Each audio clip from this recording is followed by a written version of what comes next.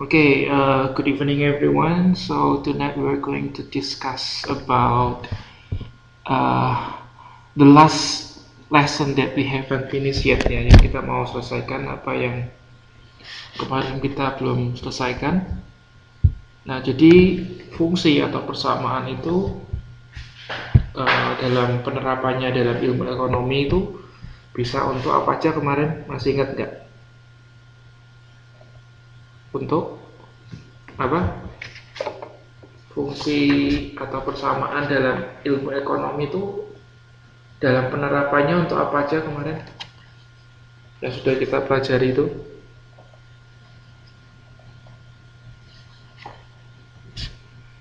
Ayo, ya, persamaan atau fungsi itu dalam uh, aplikasinya untuk ilmu ekonomi itu untuk apa? Itu malah lupa. Ayo, ada yang masih ingat nggak?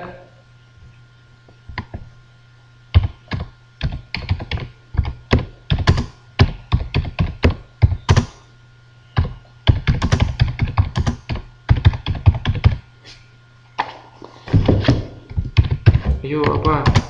Pertama, fungsi permintaan, ya. Terus apalagi yang kedua? Fungsi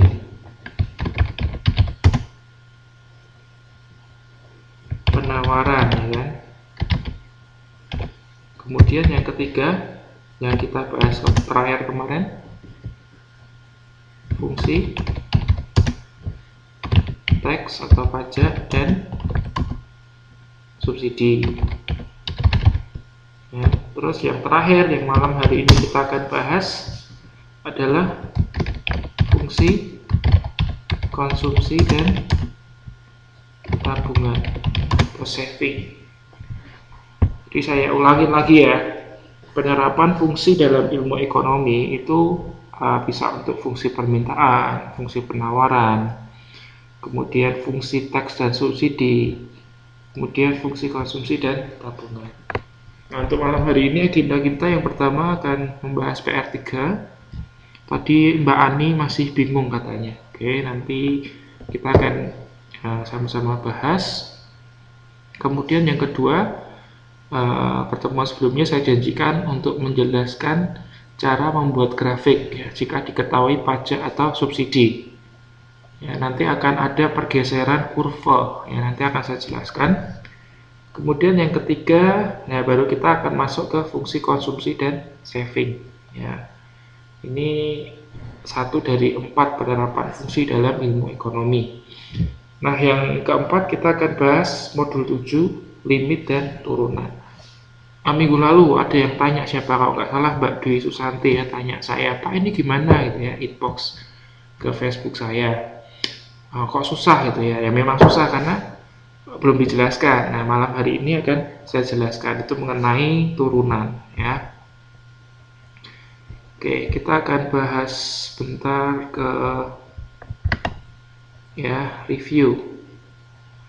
Oke, jadi saya mau ngulangi sedikit. Nah, pajak dan subsidi itu mempengaruhi fungsi penawaran. Jadi yang dipengaruhi fungsi penawarannya. Kalau fungsi permintaannya tidak terpengaruhi ya. Kemudian kalau pajak itu mengurangi fungsi penawaran.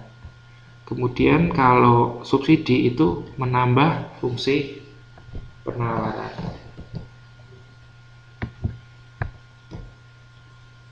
Ya, itu diingat. Nah, kita masuk ke PR. Kemarin diketahui ya QS-nya atau fungsi supply-nya 5P tambah 10. Kemudian untuk fungsi demand-nya ya 20 min 4P. Ya, terus ditanyakan ada 3. Yang pertama adalah price dan quantity keseimbangan. Jadi price dan quantity keseimbangan itu yang namanya seimbang kan, ya namanya seimbang. Jadi QS sama dengan QD. Oh, kebalik ya.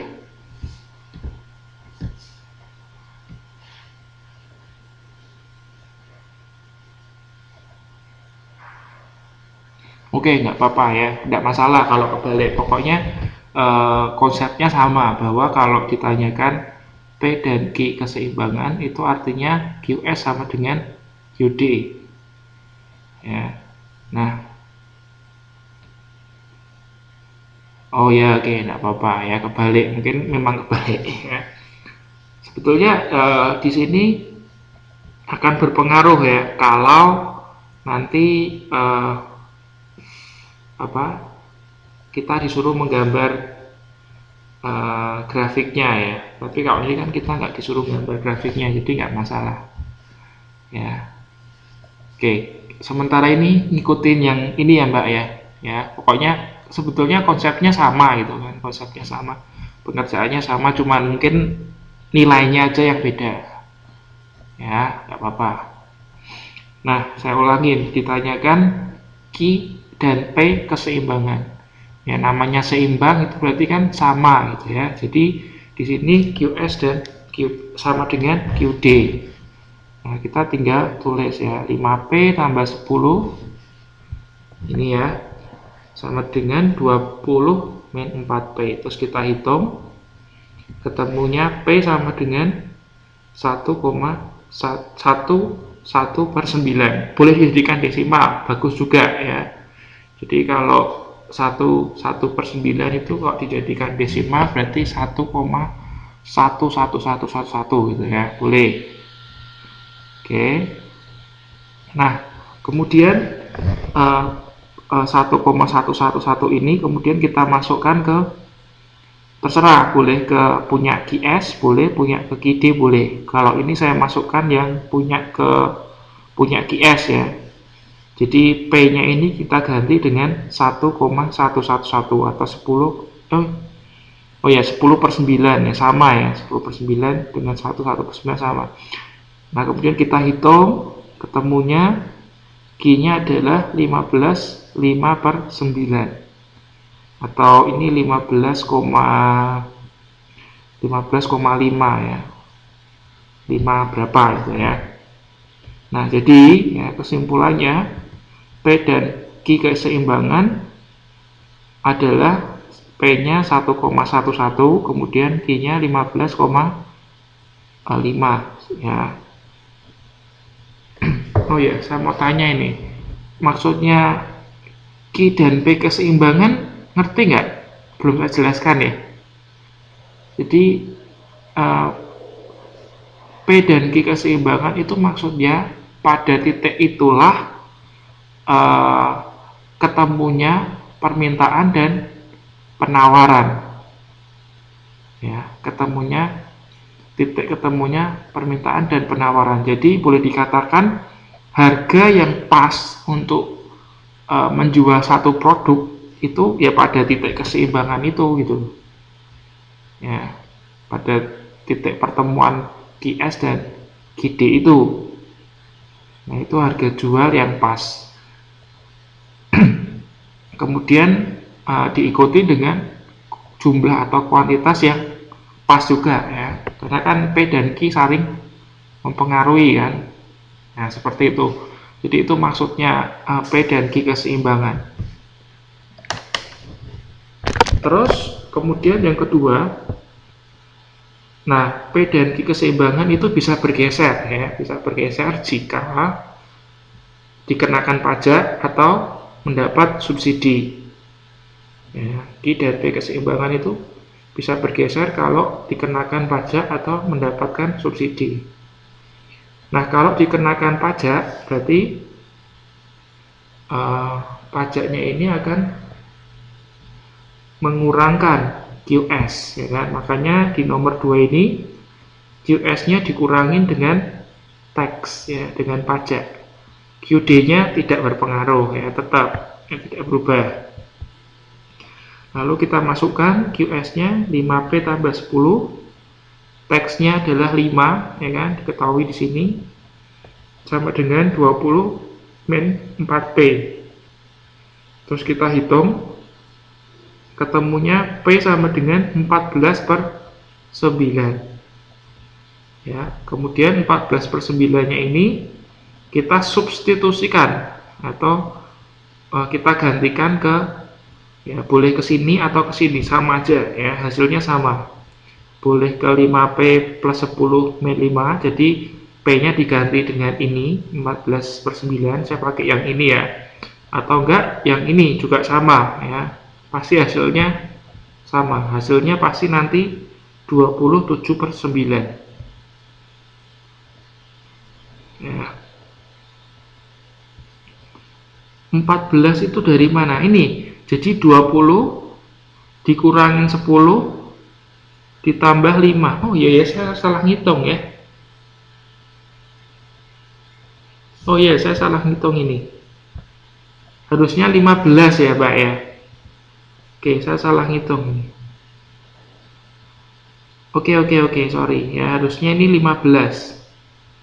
Ya, jadi 20 dikurangin 10 ditambah 5 ya. Harusnya ini 15. Oke, sorry ya. Jadi ini harusnya P-nya 15/9. Oke, kalau 9-nya dari ini, Mbak.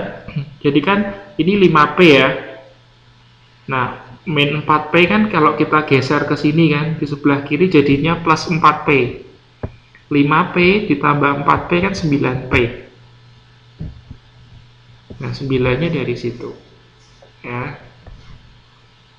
9-nya dari situ.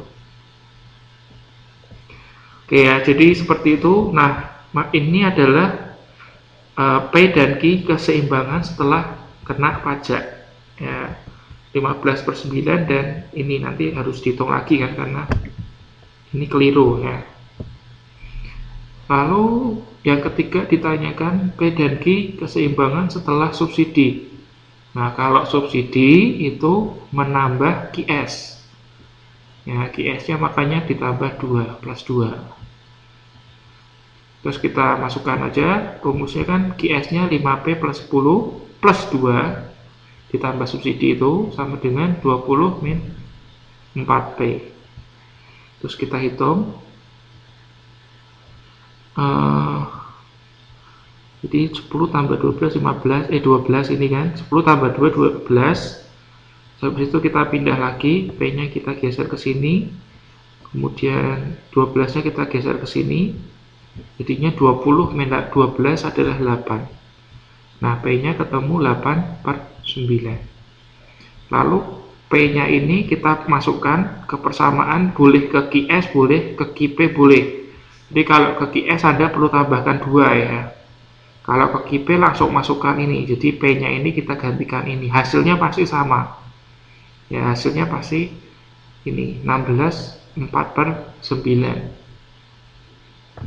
Seperti itu.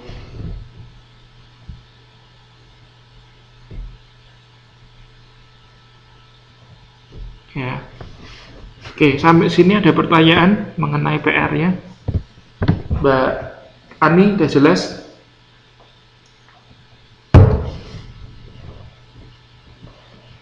Ya, pokoknya kalau P dan Q keseimbangan itu artinya QS sama dengan QD gitu kan.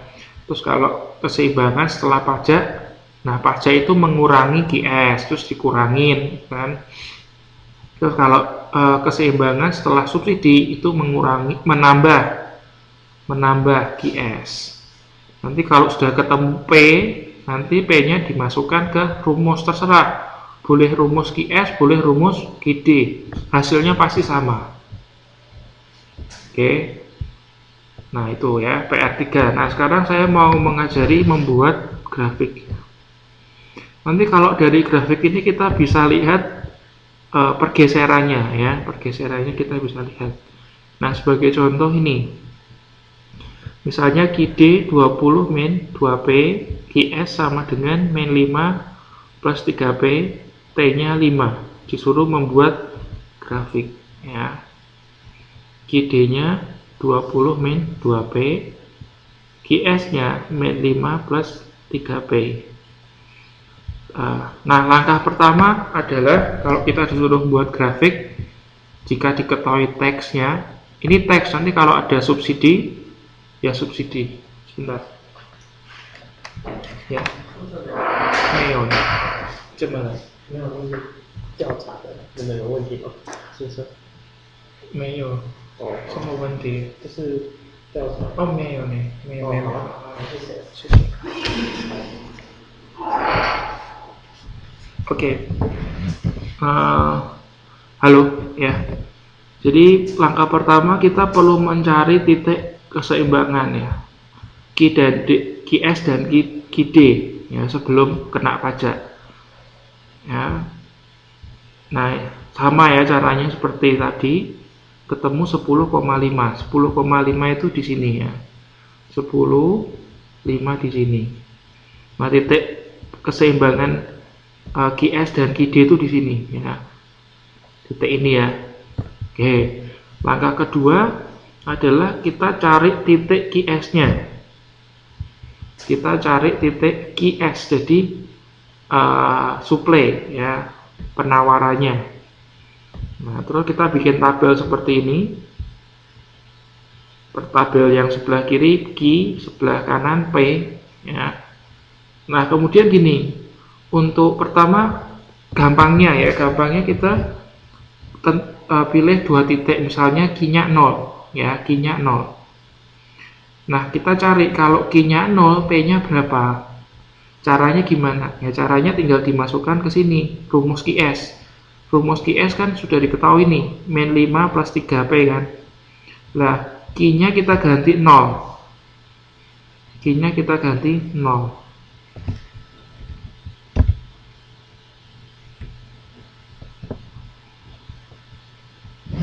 Nah, kalau Q-nya kita ganti 0, P-nya kita ketemu 5,3 ya. P-nya ketemu 5,3. Nah, kemudian kita cari satu titik lainnya lagi untuk membuat garis QS. Caranya gimana? Sekarang gantian. Kalau tadi kan yang kita buat 0 kan Q-nya ya kan. Sekarang gantian yang kita buat 0 adalah P-nya. P-nya kita kasih 0. Nah, kalau P-nya 0, kita tinggal masukkan ke sini aja ke rumusnya QS. Jadi P-nya kan kita ganti 0. Q-nya ketemunya min 5. Terus min 5-nya kita tuliskan di sini. Terus kita gabung di kolom terakhir ini. Jadi kan Q, P 0,12/3. Kemudian untuk yang titik kedua min 5,0. Terus kita buat garisnya di sini ya, titiknya kita buat dulu nggak apa-apa. 0,12/3 di sini ya, kira-kira di sini titiknya. Oke, di sini. Terus titik yang kedua min 5,0. Min 5,0 di sini. Nah, terus Anda tarik garis dari titik ini 1, 2, 3. Anda tarik garis jeret. Nah, berarti ini adalah grafik untuk QS-nya ya, kurva untuk QS-nya. Penawarannya ya. Kurva atau fungsi kurva penawarannya ini QS. Nah, kemudian langkah kedua kita mencari titik di QD, demand-nya ya, demand-nya kita cari. Ya. Caranya sama persis dengan mencari titik QS. Kita bikin tabel dulu, terus Q-nya kita buat 0. Kalau Q-nya 0, P-nya berarti 10 ya, kita masukkan rumus QD loh, jangan masukkan rumus ke QS ya. Kalau QS berarti kan punya untuk cari QS. Kalau QD ya QD ya, Anda nggak boleh keliru.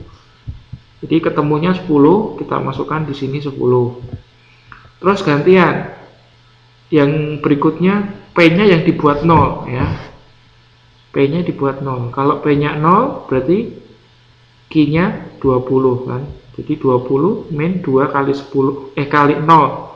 2 kali 0 0 gitu kan. 20 kurangi 0 20. Jadi Q-nya 20. Terus kita gandeng ya kan, 0 10 dan 20 10. Lalu kita masukkan kita gambar dulu nggak apa-apa. 0 10 berarti di sini ya kan. 0 10 di sini. Ini ya 0 10.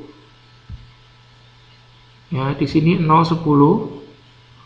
kemudian 20, 0, 20 di sini, 0 di sini. Nah, lalu kita tarik garis dari titik ini ke titik ini. Nah, itu adalah grafik atau kurva dari QD. Jadi garis ini adalah garis QD.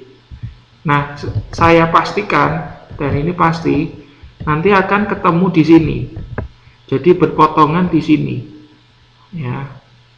Akan berpotongan di sini, di titik yang tadi yang kita cari pertama kali itu ya, QS sama dengan QD, titik keseimbangan. Pasti akan ketemu di sini. Ya, perpotongannya pasti ketemu di sini. Kalau nggak ketemu di sini, kemungkinan kesalahannya di perhitungan Anda. Di perhitungan sini salah, atau enggak Anda salah menempatkan titik juga bisa. Misalnya ini harusnya di sini, Anda letakkan di sini. Ini kan kalau tarik garis pasti nggak ketemu di sini. Ya kan? Jadi hati-hati. Nah, langkah berikutnya, nah karena kan ini dikenakan teks. Nah, kalau dikenakan teks itu ada pergeseran QS, ya kan? Karena teks itu akan mengurangkan QS. Ya, fungsi penawarannya akan bergeser. Nah, lalu kita cari yang keempat, kita cari pergeserannya.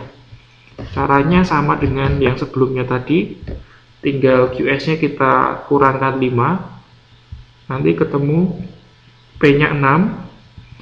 Kalau P-nya 6, Q-nya 8. Ya. Terus kita masukkan di sini 8, 6 di sini. Ya, 8 dan 6 di sini. Ini titik pertama, kita taruh di sini. Belum selesai, kita harus cari 2 titik lainnya lagi untuk menarik garis. Ya. Untuk menarik garis. Caranya ini, kita perlu cari titik QS plus teks. Jadi QS telah ditambah dengan teks.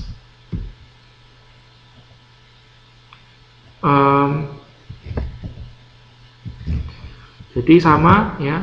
Pertama Q-nya kita buat 0. Kalau Q-nya 0 berarti kita masukkan ke rumus ini, ketemu P-nya 10/3. Ya. Ingat ya, ini dipakai QS setelah ini ya, ditambah T. Berarti kalau ditambah kena pajak itu kan berarti T dikurangkan dengan T ya. Makanya di sini saya tuliskan 3P min 10. Karena sudah dikurangkan dengan min 5 ini. Punya teks ini kan. Jadi P-nya 10/3. Lalu kita gandeng di sini 0,31/3. Demikian juga yang berikutnya, titik berikutnya, cuman kita yang buat 0 adalah P-nya. Kalau yang pertama tadi Q, sekarang yang kedua P. P-nya 0, ketemu, kita masukkan ke sini, Q-nya min 10. Terus kita masukkan di sini ya, 0,31/3, berarti kira-kira di sini. Ya, ini di sini titik 1, kemudian min 10 di sini, 0 di sini. Lalu titik ini, dan titik ini kita tarik garis. Pasti garisnya ini garis lurus ya. Nggak mungkin mincong. Misalnya ini ke sini nggak mungkin ya. Berarti ada yang salah ngitung. Ini pasti kalau kita tarik garis 1, 2, 3 itu pasti lurus. Nah, dari sini kita bisa lihat ya pergeseran QS naik ke atas ya kan. Naik ke atas. Pertama di sini kena pajak naik, kena teks naik ke atas. Terus kita lihat harganya juga berubah. Harga keseimbangannya berubah. Pertama harga keseimbangannya 5 kan di sini. Sebelum kena pajak 5. Setelah kena pajak naik ya kan. Barang itu kan kalau kena pajak harganya naik kan. Naik jadi 6. Ya. Jadi kalau harganya 5, lakunya 10 ya. Harganya 5, lakunya 10. Kalau harganya 6, benar ya, lakunya 8. Kurang karena harganya kan lebih mahal, jadi jumlah yang dibeli juga akan berkurang. Jadi betul ya, sesuai dengan hukumnya ya, sesuai dengan hukum. Nah, ini adalah cara menggambar ya. Sampai sini ada pertanyaan nggak menggambarnya? Oke. Ada pertanyaan ya? Nggak ada pertanyaan ya, jelas ya. Oke. Kalau gitu saya lanjutkan ke berikutnya adalah fungsi konsumsi dan tabungan.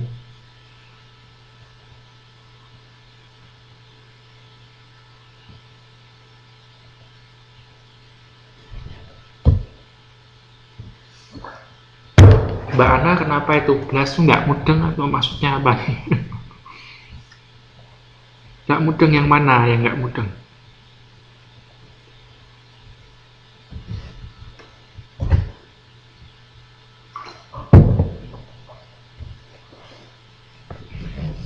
Yang mana yang nggak mudeng? Oh, grafiknya nggak mudeng.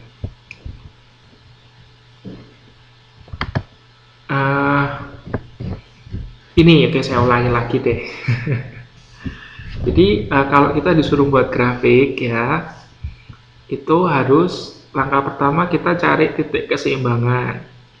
Ya, cari titik keseimbangan tahu dong, ya kan? Yang sebelumnya tadi kita kan sudah belajar. Jangan-jangan Anda nggak mudeng lagi. Balik lagi. Oke. Gini aja. Anda nggak mudeng karena Anda nggak bikin. Ya kan? Anda nggak mudeng karena Anda nggak bikin. Nah, ini saya kasih tugas saja. Nanti setelah ini Anda buatlah seperti ini, ya. Buatlah seperti ini. Soalnya Anda nggak bikin, jadinya nggak mudeng. Tapi kalau Anda bikin nanti pasti mudeng. Nih, sebelah kiri min 5 ya Pak. Sebelah kiri itu mana? Yang ini. Ini. Ya, min 5. Ini kan? Karena kan sesuai rumusnya kan, teks itu mengurangkan QS ya, makanya mengurangkan fungsi ya, fungsi QS-nya. Jadi min 5 nggak boleh ditambah. Kok ditambah itu subsidi.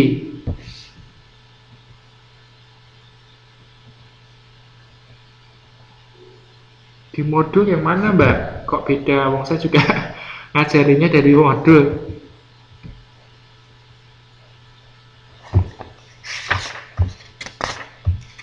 Yang mana yang beda?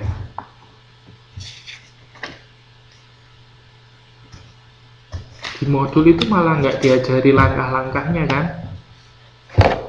Iya, itu nggak diajarin langkah-langkahnya untuk gambar grafik gitu kan? Itu ada soal, ada suruh buat. Itu ada soal suruh buat grafik, tapi di modul nggak diajarin cara buat grafik. Makanya saya ajari Anda buat grafik gitu loh. Itu ada nomor berapa itu ya disuruh buat grafik. Tapi Anda nggak diajari, di sini tiba-tiba keluar grafik gitu kan. Langsung ada grafik. Makanya ini saya ajari Anda supaya Anda ngerti. Oke, saya ulangi secara cepat aja ini ya. Jadi kalau disuruh buat grafik, langkah pertama Anda cari titik keseimbangan sebelum kena pajak atau sebelum dikenakan subsidi. Setelah ketemu di sini, Anda masukkan ke titik, Anda masukkan ke koordinatnya. Ya, ke bidang koordinatnya di sini kan. Nah, terus langkah kedua Anda cari titik QS-nya. Ya, cari titik QS. Anda bikin tabel seperti ini. Yang pertama Anda buat Q-nya 0. Terus Anda masukkan ketemu P, kan? Nah, berikutnya gantian. Tadi kan Q-nya yang 0, sekarang P-nya yang 0. Gantian ya, P-nya yang 0. Nah, kalau P-nya 0 tinggal dimasukkan di sini kan. Jadi P-nya ini kita ganti 0. Ya, terus ketemu Q-nya min 5. Ya, nah berarti kan kita ketemu titik 0,1 ini sama min 5,0. Nah, terus Anda masukkan di sini gitu kan. Ini kan QS nih. Terus titik ini, titik ini, titik ini kita tarik garis ceret gitu loh. Yaitu QS. Nah, langkah ketiga Anda cari titik QD. Langkahnya sama dengan cari titik QS. Anda bikin tabel. Terus pertama Q-nya 0. Yang kedua Q-nya P-nya yang 0. Nanti ketemu titik ini kan. Nah, Anda masukkan di sini.